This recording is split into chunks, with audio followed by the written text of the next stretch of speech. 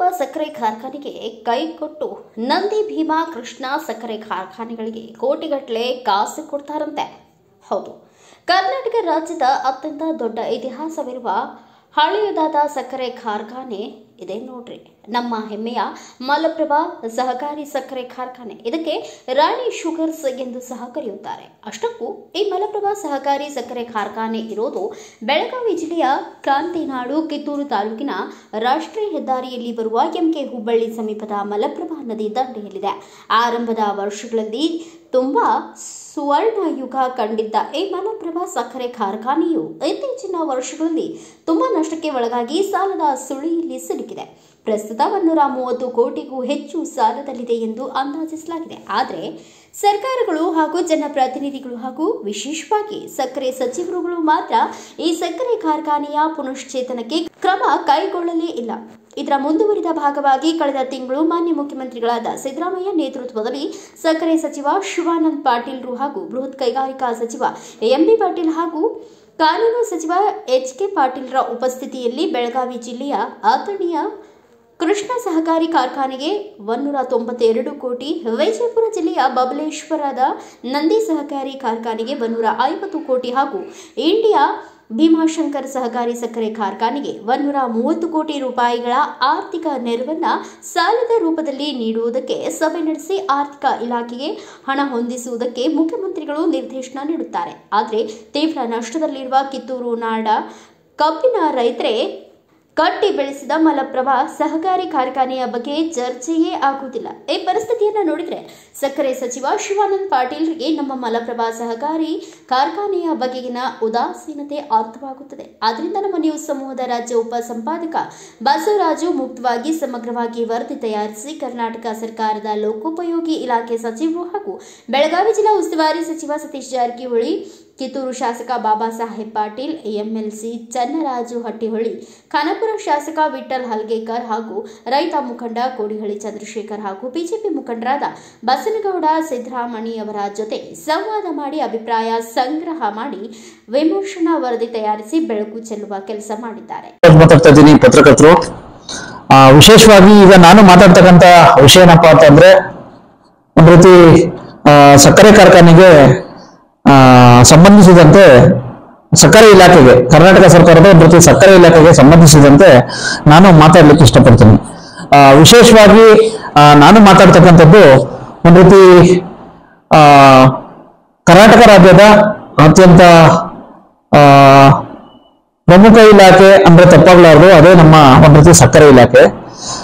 ಸಕ್ಕರೆ ಇಲಾಖೆಯಲ್ಲಿ ಅತ್ಯಂತ ಒಂದು ರೀತಿ ಸಕ್ಕರೆ ಅಂತಕ್ಕಂಥದ್ದು ಬಂದಾಗ ಉತ್ತರ ಕರ್ನಾಟಕದಲ್ಲಿ ಬೆಳಗಾವಿ ಮತ್ತೆ ಬಿಜಾಪುರ ಈ ಕಡೆ ಭಾಗದಲ್ಲಿ ಬಹುತೇಕ ಒಂದು ರೀತಿ ಸಕ್ಕರೆಯನ್ನ ಹೆಚ್ಚು ಉತ್ಪನ್ನ ಮಾಡ್ತಾರೆ.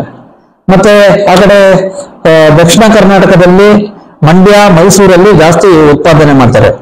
ಈಗ ನಾನ್ ಕೇಳೋದು ಸಕ್ಕರೆ ಕಾರ್ಖಾನೆಗೆ ಸಂಬಂಧಿಸಿದಂತೆ, ಈಗ ಹಾಲಿ ಮಾನ್ಯ ಸಕ್ಕರೆ ಇಲಾಖೆ ಸಚಿವರು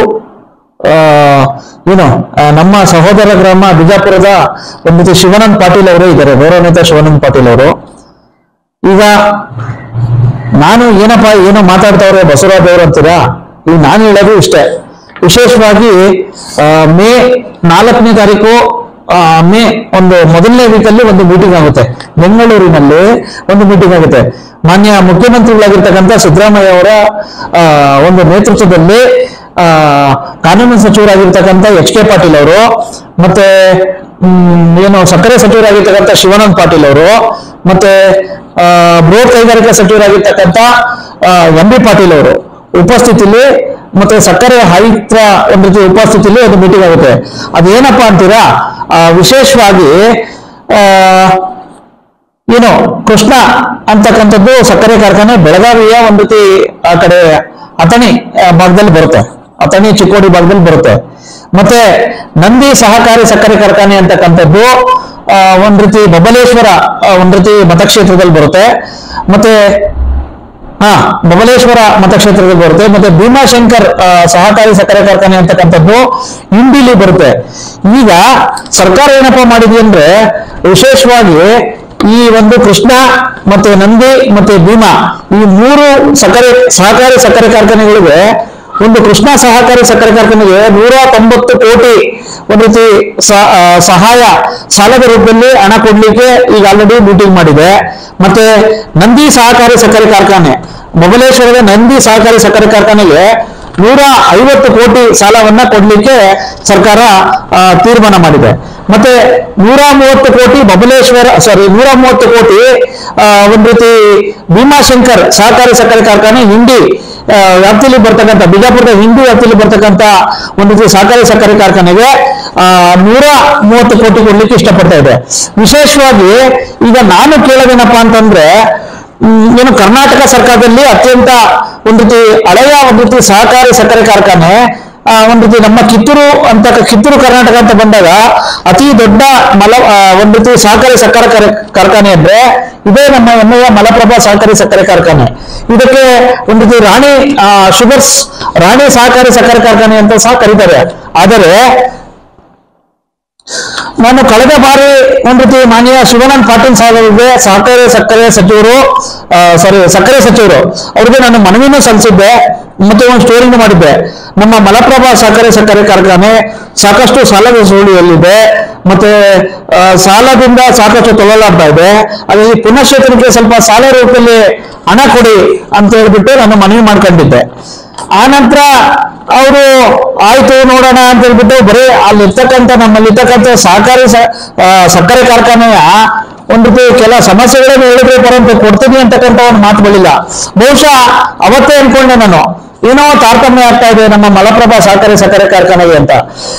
ಮೊನ್ನೆ ಕಳೆದ ತಿಂಗಳು ಮೇ 5ನೇ ತಾರೀಕು ಪತ್ರಿಕೆಯಲ್ಲಿ ಪ್ರಕಟ ಆಗಿರ್ತಕ್ಕಂಥ ಒಂದು ಇದ್ರಲ್ಲಿ, ಸಾಕಷ್ಟು ಪತ್ರಿಕೆಯಲ್ಲಿ ಪ್ರಕಟ ಆಗಿರ್ತಕ್ಕಂಥ ಇದ್ರಲ್ಲಿ ಏನು ಪ್ರಕಟಣೆ ಆಯ್ತಲ್ಲ, ಸಹಕಾರಿ ಸಕ್ಕರೆ ಕಾರ್ಖಾನೆಗಳಾದ ಕೃಷ್ಣ ಸಕ್ಕರೆ ಕಾರ್ಖಾನೆಗೆ 190 ಕೋಟಿ ಕೊಡ್ಲಿಕ್ಕೆ ಮಾನ್ಯ ಸಿದ್ದರಾಮಯ್ಯ ಸಾಹೇಬ್ರು ಒಂದ್ ರೀತಿ ಹಣಕಾಸು ಇಲಾಖೆಗೆ ನಿರ್ದೇಶನ ಮಾಡ್ತಾರೆ. ಅಲ್ಲಿರ್ತಕ್ಕಂಥ ಹಣಕಾಸು ಆರ್ಥಿಕ ಸ್ಥಿತಿಗಳಿಗೆ ಹೊಂದಿಸುವಂತೆ, ಮತ್ತೆ ನಂದಿ ಸಹಕಾರಿ ಸಕ್ಕರೆ ಕಾರ್ಖಾನೆ ಬಬಲೇಶ್ವರ ಅಲ್ಲಿಗೆ 150 ಕೋಟಿ ಇದು ಮಾಡುವಂತ ಮಾಡ್ತಾರೆ. ಮತ್ತೆ ಭೀಮಾಶಂಕರ್ ಸಹಕಾರಿ ಸಕ್ಕರೆ ಕಾರ್ಖಾನೆ ಕೋಟಿ ಸಾಲದ ರೂಪದಲ್ಲಿ ಕೊಡಿ ಅಂತ ಹೇಳ್ಬಿಟ್ಟು ಸಿದ್ದರಾಮಯ್ಯ ಸಾಹೇಬ್ರು ಹಣಕಾಸು ಇಲಾಖೆಗೆ ಹೇಳ್ತಾರೆ. ಈ ರೀತಿ ಆಗ್ಬಿಟ್ರೆ ಯಾವ ರೀತಿ ತಾರತಮ್ಯ? ಮಾನ್ಯ ಸಕ್ಕರೆ ಸಚಿವರು ಶಿವಾನಂದ ಪಾಟೀಲ್ ಅವರೇ, ನೀವು ಕೇವಲ ಒಂದು ರೀತಿ ಈ 3 ಸಹಕಾರಿ ಸಕ್ಕರೆ ಕಾರ್ಖಾನೆಗೆ ಮಾತ್ರ ಸಚಿವರು, ಅಥವಾ ಈ ಕಡೆ ಭಾಗದಲ್ಲಿ ಹಲವಾರು ನಷ್ಟದಲ್ಲಿದ್ದಾರೆ, ಅರ್ಥ ಆಯ್ತಾ? ಸಹಕಾರಿ ಸಕ್ಕರೆ ಕಾರ್ಖಾನೆಗಳು ವಿಶೇಷವಾಗಿ ಪ್ರಮುಖವಾಗಿರ್ತಕ್ಕಂಥದ್ದು ನಮ್ಮ ಹೆಮ್ಮೆಯ ಮಲಪ್ರಭಾ ಸಕ್ಕರೆ ಕಾರ್ಖಾನೆ. ಆದ್ರೆ ನಿಮ್ಗೆ ಎಲ್ಲಾ ಗೊತ್ತಿದೆ ಮಲಪ್ರಭಾ ಸಕ್ಕರೆ ಕಾರ್ಖಾನೆ ಪ್ರಸ್ತುತ ಪರಿಸ್ಥಿತಿ. ಸಾಕಷ್ಟು ರೈತಾಪಿ ವರ್ಗದ ಜನತೆ ಬದುಕ್ತಾ ಇದೆ, ಮತ್ತೆ ಕಾರ್ಮಿಕರು ಬದುಕ್ತಾವ್ರೆ. ಆದರೆ ನೀವು ಏಕಾಏಕಿ ಬರೀ ಈ 3 ಸಕ್ಕರೆ ಕಾರ್ಖಾನೆಗಳಿಗೆ ಮಾತ್ರ ಬೇಕಾ?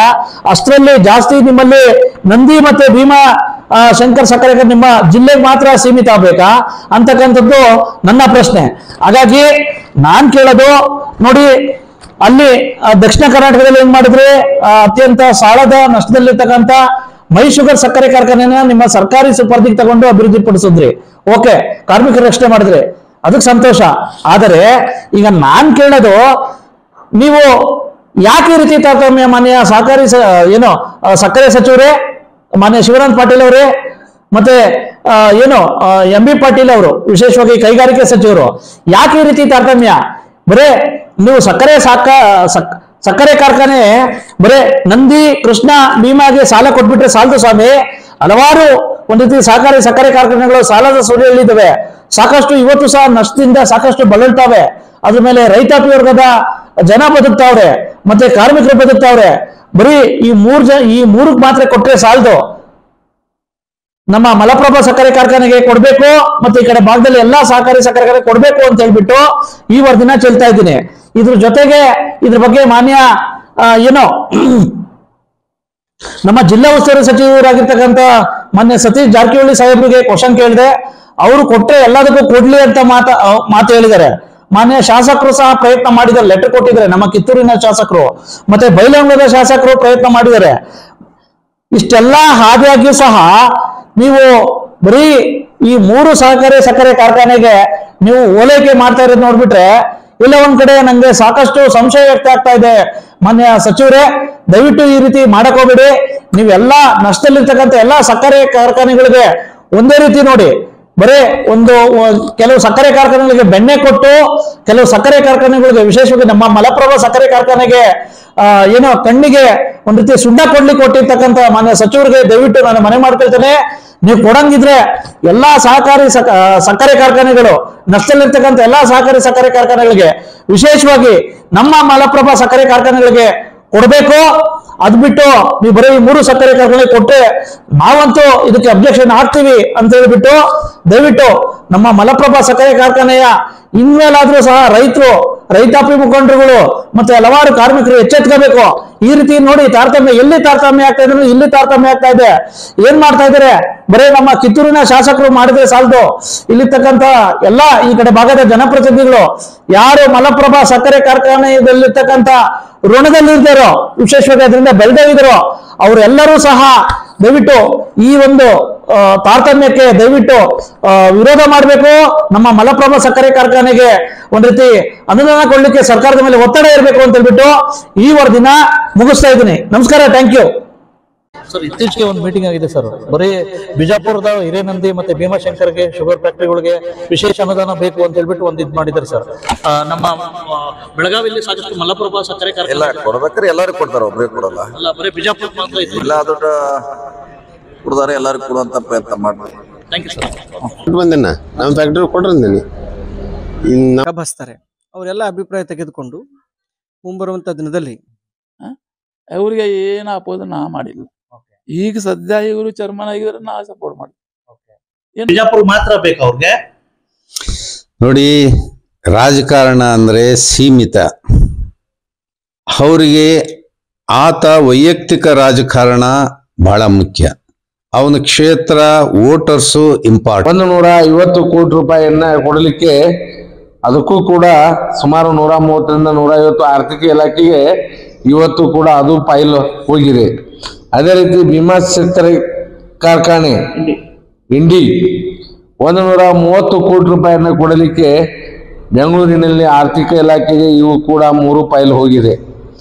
ದಯವಿಟ್ಟು ನನ್ನ ವಿನಂತಿ ಅದ, ಈಗಾಗಲೇ ಸಂಕೇಶ್ವರು ಕೂಡ ಸಾಕಷ್ಟು ಹಾಳಾಗಿದೆ. ಅಲ್ಲೂ ಕೂಡ ಉಮೇಶ್ ತೆತ್ತಿ ಅವರ ಸಚಿವರಿದ್ದಾಗ ಸರ್ಕಾರದಿಂದ 20. ಇನ್ನಾದರೂ ಮಲಪ್ರಭಾ ಸಹಕಾರಿ ಕಾರ್ಖಾನೆಯ ಪುನಶ್ಚೇತನಕ್ಕೂ ಸಾಲದ ರೂಪದಲ್ಲಿ ಸರ್ಕಾರದಿಂದ ಆರ್ಥಿಕ ನೆರವು ಸಿಗುವುದೇ ಎಂಬುದನ್ನು ಕಾದು ನೋಡಬೇಕಿದೆ. ಬ್ಯೂರೋ ರಿಪೋರ್ಟ್, ಬಸವರಾಜು, ಭಾರತ ವೈಭವ ನ್ಯೂಸ್, ಬೆಳಗಾವಿ.